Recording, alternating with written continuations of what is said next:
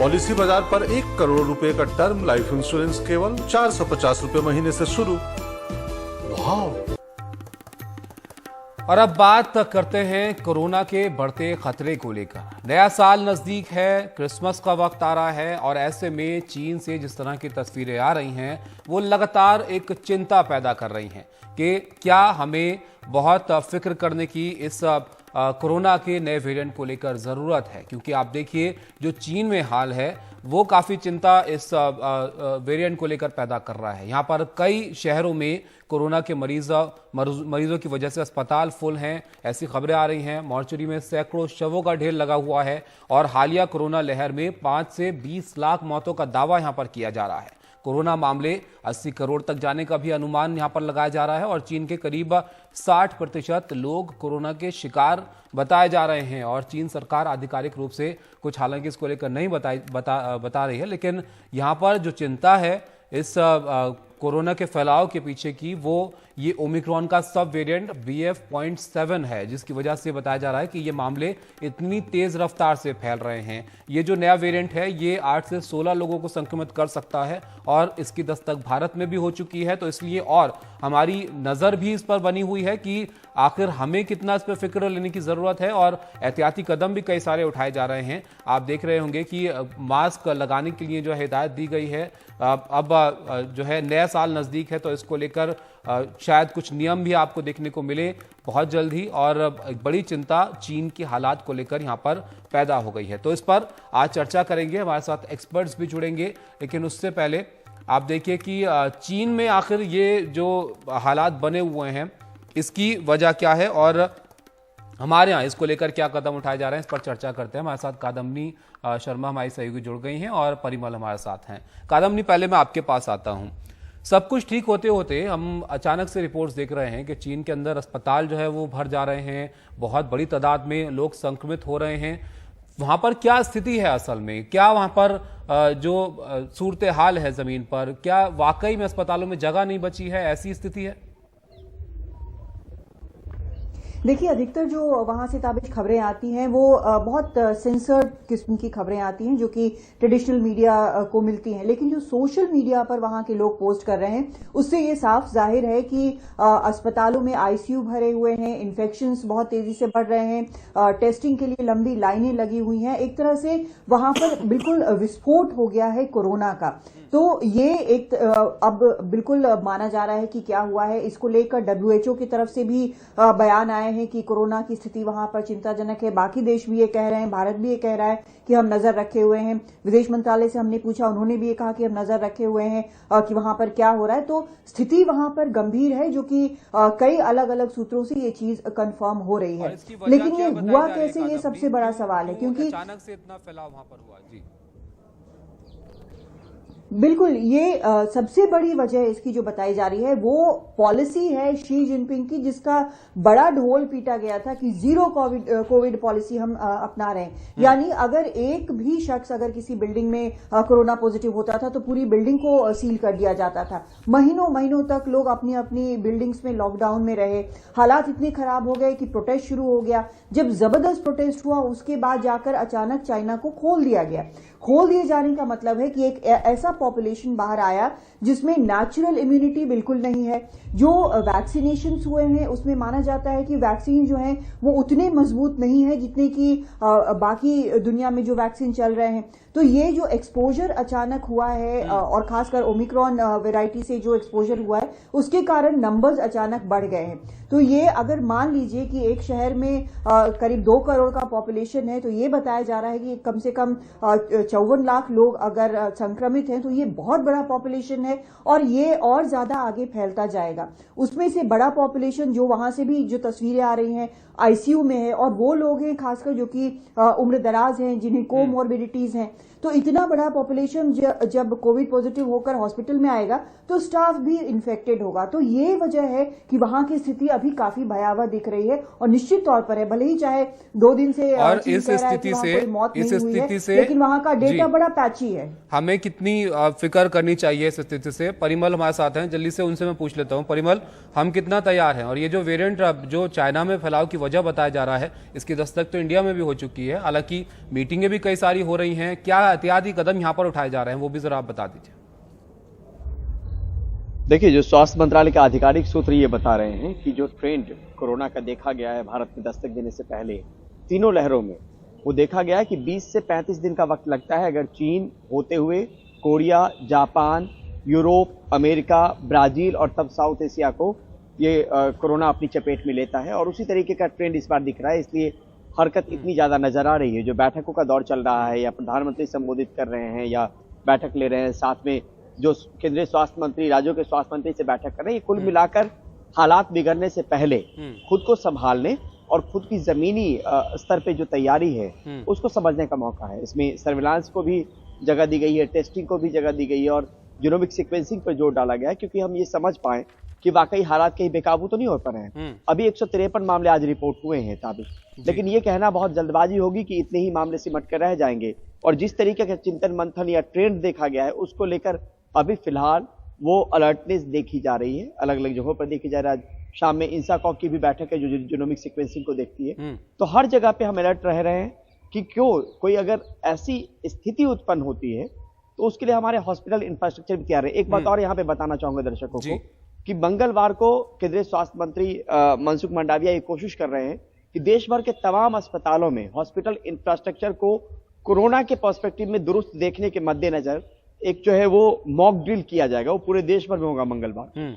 यानी कुल मिलाकर टेस्टिंग से लेकर सर्विलांस से लेकर और हॉस्पिटल इंफ्रास्ट्रक्चर तक में तो तैयारियां अपने हिसाब से की जा रही हैं, अपने हिसाब से की जा रही है। जैसे कि परिमल आपने बताया कि अभी नंबर ज्यादा नहीं है, लेकिन फैलाव इस वेरिएंट का बड़ी तेजी से होता है। आपने जानकारी भी दी थी और हमने देखा है पिछली 2 लहरों में कि बहुत ज्यादा वक्त नहीं लगता है अगर संक्रमण फैलता है कोरोना का। तो बहुत शुक्रिया आपका कादम्बनी और परिमल ये सब जानकारी देने के लिए। अब चर्चा को आगे बढ़ाते हैं। डॉक्टर नरेश त्रेहन हमारे साथ हैं, MD मेदांता मेडिसिटी के। डॉक्टर त्रेहन, बहुत शुक्रिया वक्त देने के लिए। हम चीन की स्थिति यहाँ पर देख रहे हैं डॉक्टर त्रेहन के, वहाँ पर अस्पतालों में ऐसा जो रिपोर्ट्स आ रही हैं कि वो भर गए हैं मरीजों से, वहाँ पर एकदम बहुत ज़्यादा केसेस आने लग गए हैं। उसको देखकर आप पहले तो वहाँ की स्थिति का आपका क्या आकलन है? क्योंकि जाहिर है अगर वहाँ पर फैलता है तो हमारी चिंताएं उसको देखकर ही बढ़ रही हैं। ऐसा है कि कई थियोरीज समझी जा रही हैं कि क्योंकि चाइना ने पहली बार कंप्लीट लॉकडाउन किया था 2 साल के लिए और कोई केसेस बहुत कम थे, तो उनकी कोई नेचुरल इम्यूनिटी नहीं हुई।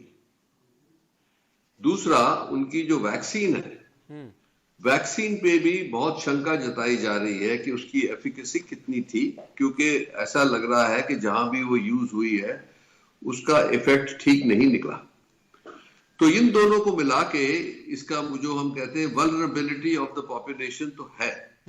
इसीलिए जब अब खुला है और बहुत बेशुमार फैल रही है बीमारी, तो उसके 2 कारण यही कहे जा रहे हैं, पर इसका कोई मतलब नहीं है कि यही असलियत है। तो इसलिए एज इंडिया की बात आती है जब, या दुनिया की बात आती है, जो ये पैटर्न देखा जा रहा है कि जापान, साउथ ईस्ट एशिया वगैरह में जैसे ही फैल रहा है और US तक पहुंच गया है, कि ये डेंजर जरूर है कि ये हिंदुस्तान भी आ सकता है।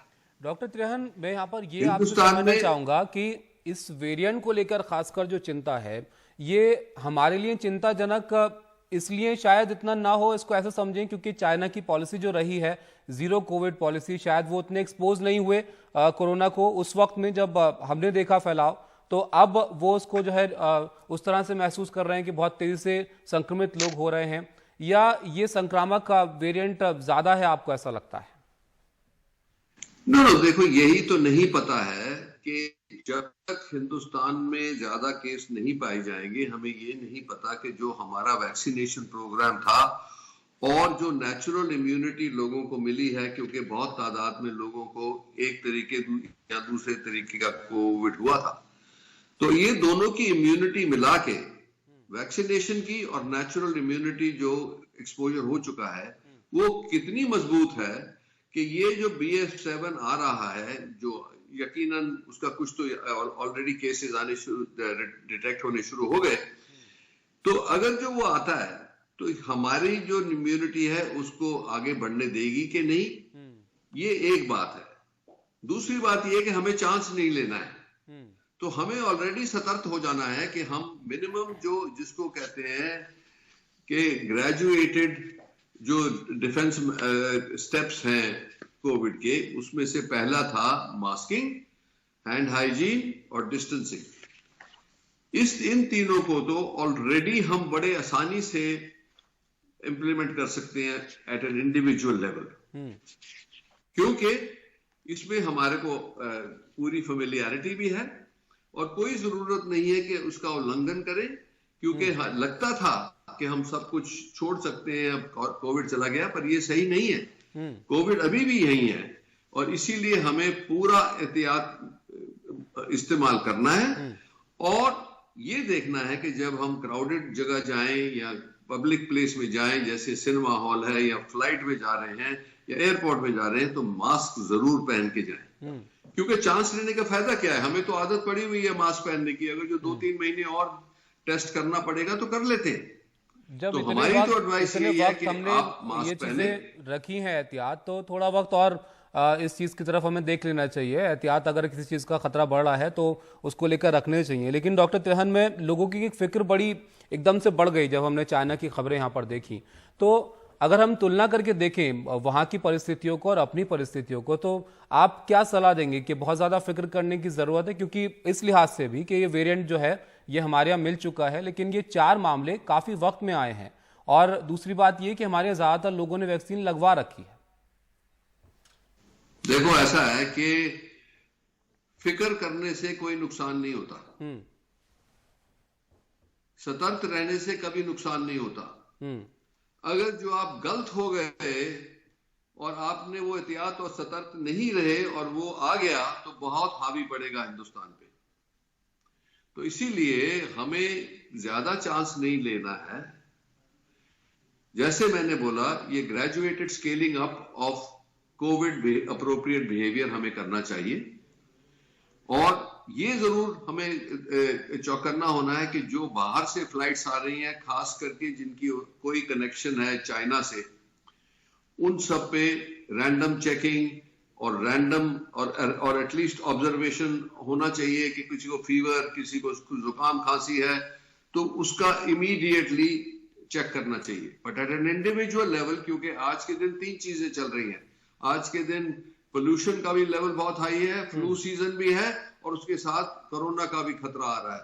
तो जिसको भी खांसी, जुकाम या फीवर हो रहा है, उसको इमीडिएटली अपने आप को आइसोलेट करना चाहिए, N95 मास्क पहने, क्योंकि अपनी फैमिली को भी बचाओ। और डॉक्टर तिरहन, ये ऐसा वक्त भी है कि जब सर्दी का मौसम है और सर्दी खांसी होना कोई बड़ी बात नहीं है इस मौसम में, और नए साल का वक्त है, तो जाहिर है लोग त्यौहार के लिए जमा भी होते हैं एक जगह पर, भीड़ भाड़ वाली जगहें भी हम देखेंगे इस वक्त में। तो ऐसे में आप क्या सलाह देंगे लोगों को? क्या आपको अगर सर्दी जुकाम होता है तो आपको टेस्ट करा लेना चाहिए चेक करने के लिए कि कहीं कोरोना का रिस्क तो आप वहां पर पैदा नहीं हो रहा है? क्योंकि हमने देखा टेस्टिंग भी, अब क्योंकि अब मामले घट गए थे तो वो भी कम हुई थी। नहीं, अभी देखो, ये सही बात आपने कही है कि आजकल तो होम टेस्टिंग किट्स भी काफी कम प्राइस में मिल रहे हैं। तो अगर जो आपको ऐसा है कि खांसी परसिस्टेंट है और गले में दर्द हो रही है या खराश हो रही है, तो अपने आप को घर पे ही चेक कर सकते हो। और अगर जो बाहर से पॉजिटिव आता है तो उसकी जीनोम सीक्वेंसिंग करवाना बहुत जरूरी है। तो फिर आप RT-PCR कराएं और वो ऑटोमेटिकली चला जाएगा फॉर जीनोमिक सीक्वेंसिंग, क्योंकि हमें इसके ऊपर सर्वेलेंस, देखो गवर्नमेंट में बहुत अच्छा सिस्टम बना हुआ है ऑलरेडी सर्वेलेंस का। रियल टाइम इंफॉर्मेशन आ रही है हर ब्लॉक से गवर्नमेंट, सेंट्रल गवर्नमेंट में, कि भाई कहीं कहाँ ये पाया जा रहा है। तो जैसे ही कोई हॉटस्पॉट मिलता है उसको इमीडिएटली लॉकडाउन करना है। तो ये प्रैक्टिस तो हमें है, पर उसको सारी जो हमारी है तैयारी, उसको फिर से एक्टिवेट करना है कि जरूरत पड़ी तो हम फटाफट उसको कर लेंगे। उतना टाइम नहीं लगेगा जो पहली बार लगा था। बिल्कुल, शुक्रिया डॉक्टर तिरहन जी। ओके। शुक्रिया Thank डॉक्टर you. त्राहन आपका हमारे साथ जुड़ने के लिए और ये जानकारी जो है दर्शकों के साथ साझा करने के लिए।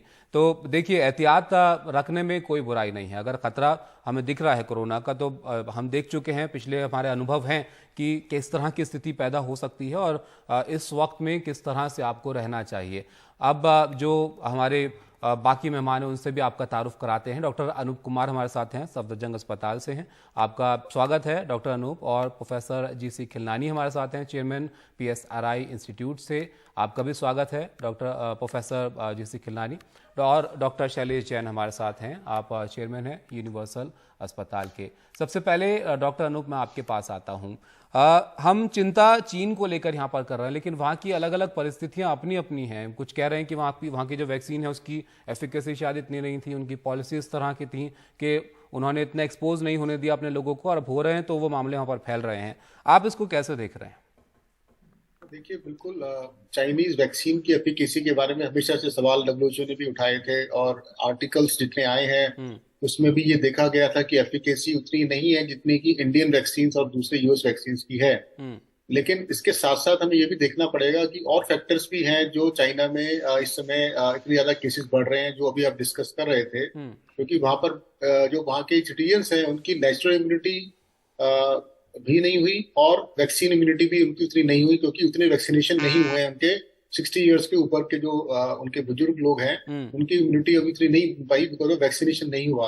अगर हम भारत की बात करते हैं तो भारत में हम जानते हैं 200 करोड़ से ज्यादा वैक्सीनेशन हो चुका है और हमारे नेचुरल इम्यूनिटी भी हो चुकी है, तो हमारी परिस्थितियां उनसे थोड़ी अलग हैं। लेकिन एक बात और भी है कि हमारे इंफ्रास्ट्रक्चर भी ऑलरेडी हमने डेवलप कर लिया था सेकेंड वेव के बाद, और आप जानते हैं पूरे भारतवर्ष में वो अभी भी बैकअप रेडी है। तो इसलिए भारत की परिस्थितियां उनसे थोड़ी बेहतर हैं तैयारियों के हिसाब से भी, और हमारी गवर्नमेंट की जो पॉलिसीज है वो अभी भी इन प्लेस हैं और वो समय समय पर उसको सर्विलेंस पे उसको अध्ययन भी करते रहते हैं। तो मुझे लगता है कि चाइना से हम बहुत बेहतर कंडीशन में इस समय हैं। लेकिन जैसा हम बोल रहे थे कि हमें पैनिक तो नहीं होना है, बट सावधान रहना है। और इसलिए क्योंकि जो वायरस का जो नया वेरिएंट आया है BF7, इसके बारे में जो 3 चीजें पता लगी है शोध में वो बड़ी इंपॉर्टेंट है। नंबर 1 कि इसकी जो इन्फेक्शियस जो कैपेबिलिटी है जिसको हम R0 फैक्टर बोलते हैं वो 10 से 18 है। एक आदमी 10 से 18 लोगों को इन्फेक्ट कर सकता है।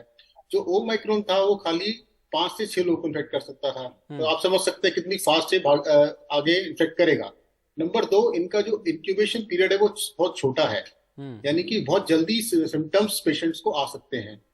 ये नंबर 2 है। और नंबर 3, ये हमारी इम्यूनिटी को इवेज कर सकता है, यानी कि जो ऑलरेडी वैक्सीनेटेड है या जिनको पहले से इन्फेक्शन हो चुका है उन दोनों को रीइंफेक्ट कर सकता है। तो ये 3 कारणों की वजह से ये बहुत जल्दी से फैल सकता है। लेकिन क्या ये भारत में आएगा तो बहुत ज्यादा हॉस्पिटलाइजेशन होगा, क्या उसकी वजह से मॉर्बिडिटी बढ़ेगी, ये अभी तक अध्ययन नहीं हुआ है। लेकिन ये एक बड़ा सवाल है यहाँ पर डॉक्टर अनूप, क्योंकि देखिए फैलाव होना तो हो सकता है, हमने देखा कोरोना की पिछली लहरों में, लेकिन क्या उससे कैजुअलिटी होंगी जो हम चाइना में देख रहे हैं, जिस तरीके की स्थितियां वहां पर पैदा हो रही हैं, उसको लेकर एक बड़ी चिंता यहां पर है। प्रोफेसर खिलानी, आपके पास मैं इस पॉइंट पर आना चाहूंगा। ये जो नया वेरिएंट की हम बात कर रहे हैं ये फैलता बहुत तेजी से है, लेकिन इससे पहले के वेरिएंट हमने देखा तो उसके बारे में कहा गया था कि ओमिक्रॉन को ही आप मान लीजिए कि वो उसका फैलाव बहुत ज्यादा है, लेकिन उसका इम्पैक्ट इतना नहीं है, वो बाकी डेल्टा वेरिएंट के मुकाबले में कम नुकसान जो है वो पहुंचाता है। क्या इसके बारे में भी आप ऐसा ही समझते हैं? अगर ऐसा है तो चीन में इतनी कैजुअलिटीज क्यों हो रही हैं? देखिए, ऐसा है कि जो इम्यूनिटी होती है आदमी की, वो जो हमारी जो हाइब्रिड इम्यूनिटी है, ये हाइब्रिड इम्यूनिटी का मतलब ये है कि जो वैक्सीन की इम्यूनिटी और जो इन्फेक्शन की इम्यूनिटी को जब कंबाइन करते हैं वो इम्यूनिटी सबसे ज्यादा रोबस्ट होती है। तो उसकी बात करें तो भारत की जो सिचुएशन है वो बहुत बहुत स्ट्रांग है, क्योंकि हमें पता है कि सबको कम से कम 1 बार नहीं तो 2 बार नहीं तो 3 बार नहीं 4 बार इन्फेक्शन हो चुके हैं। हमारे जो इम्यूनिटी जो वैक्सीनेशन की रेट है वो 90% से ज्यादा एडल्ट्स को वैक्सीनेशन हो चुका है। तो हमारी इम्यूनिटी की वजह से ही आपने देखा होगा कि जो ओमिक्रॉन इन्फेक्शन हुआ था वो इंडिया में हॉस्पिटलाइजेशन और डेथ्स नहीं होती, जबकि हांगकांग में और दूसरे कंट्रीज में ओमिक्रॉन से भी डेथ्स हुई थी। अगर उसको हम एक्स्ट्रापोलेट करें अपने इस करंट वायरस से, तो अगर ये वायरस आता है तो मेरा ये सोचना है कि यहाँ इन्फेक्शन अगर होते भी हैं, पहले तो हमें रोकना चाहिए। तो इन्फेक्शन होंगे तो ये सिवियर नहीं होंगे, लेकिन उसके साथ एक और खतरा है, जो कि यूरोप और अमेरिका में वैक्सीनेशन भी अच्छे थे, लेकिन पिछले दिनों हमने देखा जो सीनियर सिटीजन थे 80 साल से बड़े, उनमें डेथ्स भी हुई इन्हीं ओमिक्रॉन की वजह से। और दूसरी बात यह है कि अगर हम सोचेंगे कोई जवान आदमी है 30 साल का, हेल्दी है, उसको इन्फेक्शन हो गया तो क्या हो गया, थोड़ा गला खराब होगा, लेकिन खतरा उसके परिजनों को है, खतरा ट्रांसमिशन से। और फाइनली मैं ये कहना चाहूंगा कि जब इन्फेक्शन होता है किसी कम्युनिटी में तो उतने ही म्यूटेशंस भी बढ़ते हैं। ये आरएनए वायरस बहुत नोटोरियस होता है म्यूटेशन से की वजह से। जितना ज्यादा इन्फेक्शन रेट होगा कम्युनिटी में, उतने ही चांसेस होंगे कि नए म्यूटेंट्स आएंगे, चाहे वो ओमिक्रॉन हो या कोई हो। कौन सा म्यूटेंट कितना विरुलेंट होगा और कितना डेंजरस होगा, ये कोई भी नहीं बता सकता है। इसलिए मेरी सलाह ये है कि जो एक तो ये है कि जैसा कि बताया गया कि इस समय फ्लू चल रहा है, एयर पोल्यूशन है और रेस्पिरेटरी सिंसिशियल वायरस, दूसरे वायरल इन्फेक्शन बहुत है, इसलिए कोई भी ध्यान नहीं दे रहा। एक तो इसकी टेस्टिंग जरूरी है ट्रांसमिशन रोकने के लिए। इंटरनेशनल ट्रैवल पे विशेष ध्यान देना चाहिए, क्योंकि ये बाहर से आने वाला किसी भी कंट्री से आ सकता है, उसको बचाव करना चाहिए। इससे सबसे ज्यादा इम्पोर्टेंट है कि बहुत कम लोगों ने प्रिकॉशनरी डोज लगाया है, क्योंकि जब तक प्रिकॉशनरी डोज का समय आया था तब तक कोरोना का जो हैवक था वो कम हो गया था। ये इसी पर यही मैं यहाँ पर पूछना चाह रहा था जी, यही मैं यहाँ पर पूछना चाह रहा था प्रोफेसर खिलनानी के, क्योंकि अब पिछले अगर हम वेव देखें तो तब लोगों ने अगर वैक्सीन लगवाई होगी तो उसको भी काफी वक्त अब हो गया होगा। डॉक्टर शैलेश, आप इसको कैसे देखते हैं? अगर हम चाइना की तुलना वहाँ की परिस्थितियों की और हमारे यहाँ से करें, क्योंकि हमारे यहाँ ज्यादातर लोगों ने वैक्सीन लगवा रखी है, और इसका असर आप देखते हैं कि शायद इसका असर हम उम्मीद करते हैं कि वैसा बिल्कुल भी ना हो भारत में, तो हम सुरक्षित हैं थोड़ा वहां की परिस्थितियों के मुकाबले और हमें बहुत ज्यादा फिक्र करने की जरूरत नहीं है। ताबिश, हम दो वजह से सुरक्षित हैं। पहला, जो वैक्सीन हमने लिया, हमारा 98% पॉपुलेशन ने सेकंड डोज का वैक्सीन ले चुके हैं और 26% पॉपुलेशन प्रिकॉशनरी डोज ले चुकी है। तो जो वैक्सीन होती है वो एक दूसरे टाइप की इम्यूनिटी देती है, जिससे एंटीबॉडी बनते हैं, जिसको हम बीटा सेल बोलते हैं। और दूसरा, जो हमारे यहाँ पे डेल्टा का वेरिएंट आया, उसके बाद ओमिक्रॉन का वेरिएंट आया, उसने जो यहाँ महामारी फैलाई, उसकी वजह से हमारे अंदर एक हर्ड इम्यूनिटी जनरेट हो गई, जो टी टाइप की होती है। जो वैक्सीन से हम इम्यूनिटी हमको जनरेट करते हैं वो एक शॉर्ट टाइम के लिए होती है। इसीलिए हम कहते हैं कि वैक्सीन के अंदर हमेशा आपको बूस्टर डोज की आवश्यकता है। बट अगर आपको इन्फेक्शन हुआ है, उससे जो इम्यूनिटी जनरेट होती है वो टी सेल टाइप की होती है, जो लॉन्ग टर्म के लिए रहती है। पहला, जैसे डॉक्टर खिलानी सर ने बोला, हमें ये समझना पड़ेगा कितने वक्त तक के लिए, यही मेरा सवाल था यहाँ पर कि कितने वक्त तक के लिए, तो आप उसका असर फिर उस हिसाब से आप आंक सकते हैं। 30 साल की जो इम्यूनिटी है वो लंबे वक्त के लिए रहती है, 2 से 3 साल तक भी रह सकती है, बट जो वैक्सीन की इम्यूनिटी है वो 6 से 8 महीने के लिए रहती है। इसीलिए हमने प्रिकॉशनरी डोज 6 महीने के बाद स्टार्ट किया था।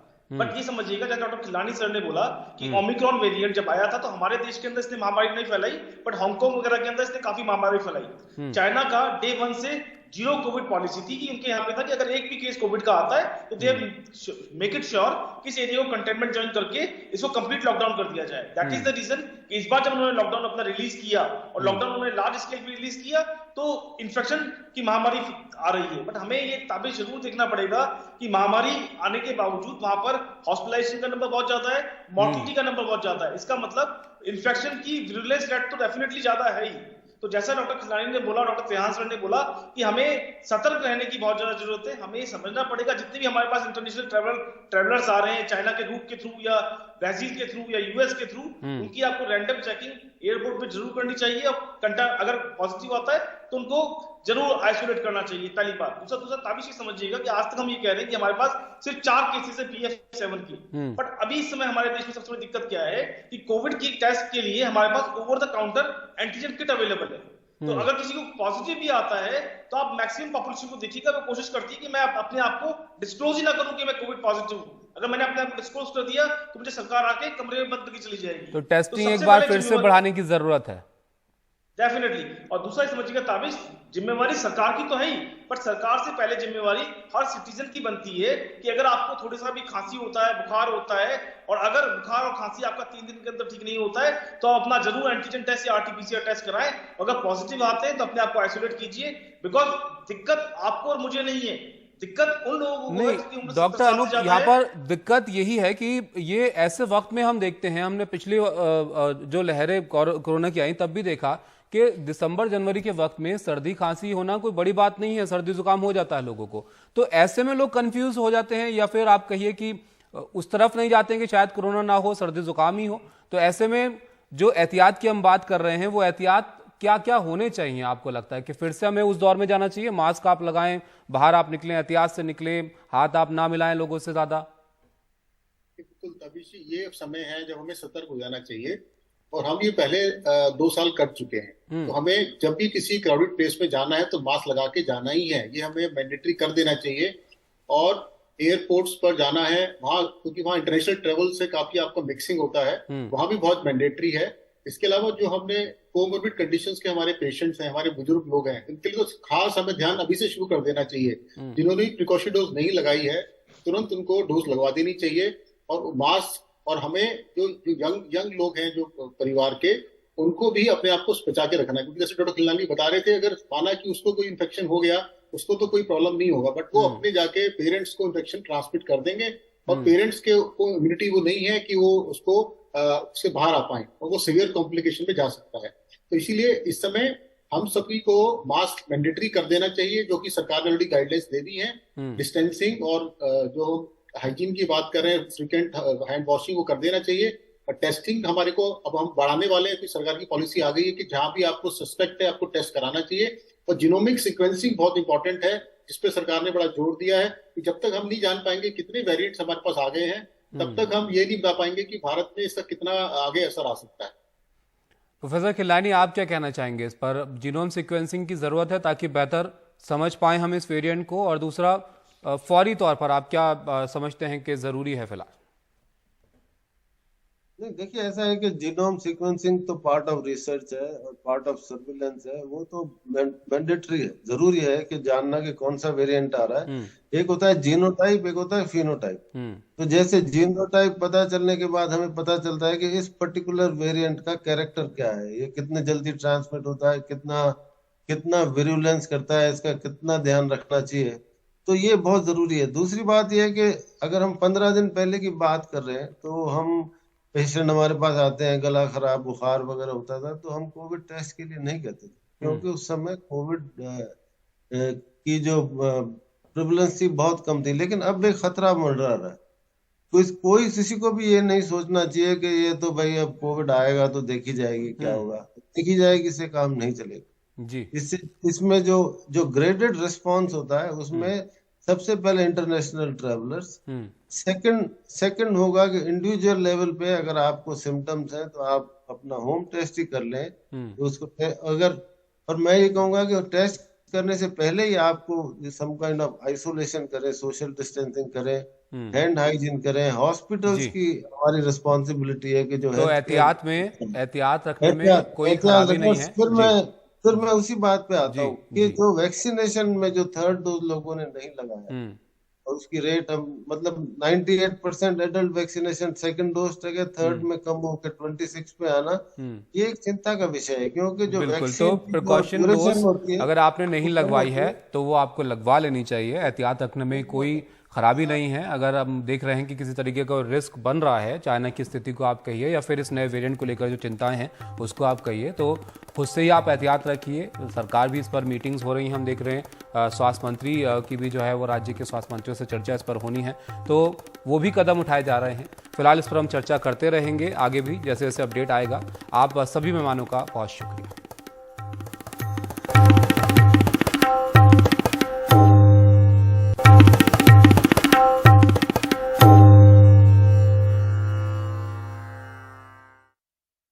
चीन में कोरोना के हालात को लेकर भारत में भी चिंता है। सरोजनी नगर मार्केट में कोरोना के खतरे को लेकर क्या एहतियात बरती जा रही है, ये जानने की कोशिश की हमारी सहयोगी मानसी जोशी ने। उन्होंने बात की यहाँ पर मार्केट एसोसिएशन के अध्यक्ष अशोक रंधावा से।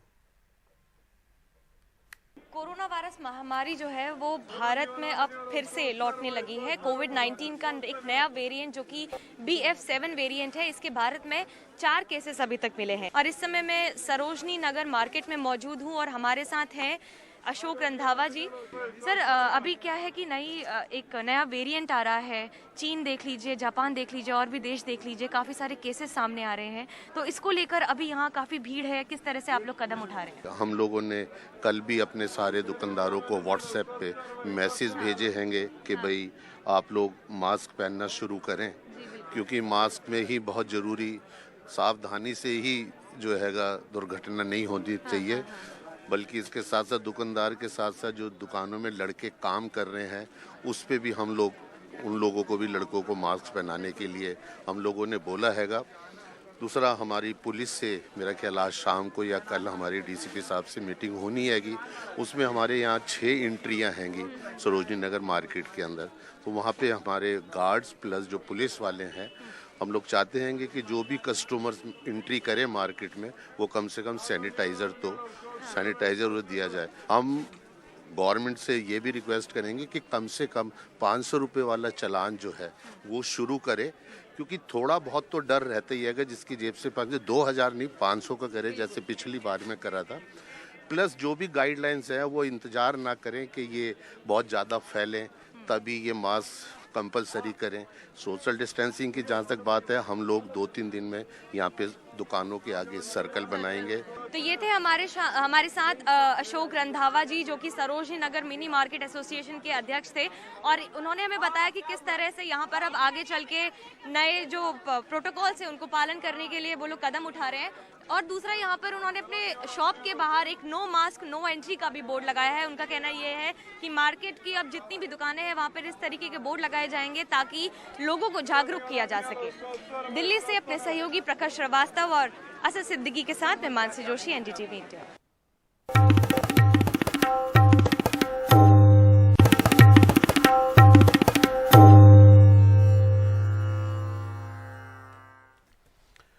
आरजेडी के वरिष्ठ नेता बिहार के पूर्व मंत्री अब्दुल बारी सिद्दीकी ने विदेश में रह रहे अपने बेटे और बेटी को कहा कि भारत में अब माहौल उनके रहने लायक नहीं है। एक समारोह के दौरान उन्होंने कहा कि हम अपने बच्चों को ये कहने को मजबूर हैं कि वो विदेश में ही रह जाएं, हो सके तो वहीं की नागरिकता ले लें। उन्होंने चिंता जताई कि हिंदुस्तान में ऐसा माहौल हो गया है कि वो अपने बच्चों को मातृभूमि छोड़ने के लिए कह रहे हैं। सिद्दीकी के इस बयान के समर्थन में महागठबंधन पार्टियों के साथ साथ कुछ विपक्षी दलों के नेता उतर आए हैं। वहीं बीजेपी ने इस बयान पर अब्दुल बारी सिद्दीकी को निशाने पर लिया है। अगर सिटीजनशिप भी मिले तो मेरा एक बेटा है और एक बेटी है।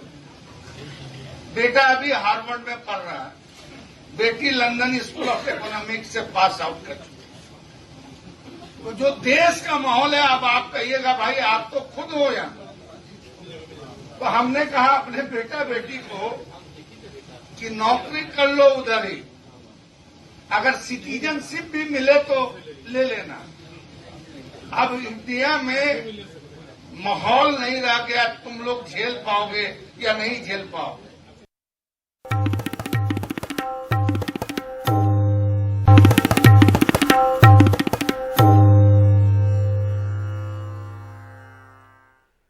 दिल्ली नगर निगम में मेयर अब आम आदमी पार्टी का ही होगा। इसकी वजह है कि मुख्य विपक्षी पार्टी बीजेपी ने ऐलान किया है कि वो मेयर चुनाव में हिस्सा नहीं लेगी।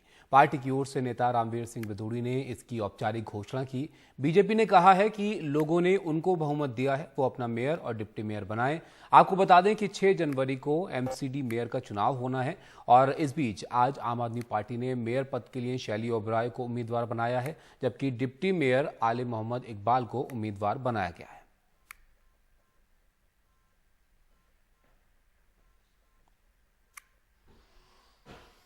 तो सवाल इंडिया का इस खास शो में आज के लिए फिलहाल इतना ही। इसी तरह और जो बड़े मुद्दे हैं वो आपके लिए लेकर हम हाजिर होते रहेंगे। फिलहाल इजाजत दीजिए, नमस्कार।